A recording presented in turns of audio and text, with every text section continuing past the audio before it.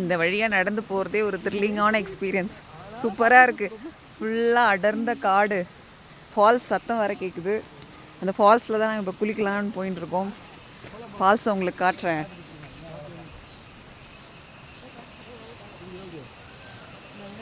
பாருங்கள், இதுதான் வந்து ஏலக்காய்.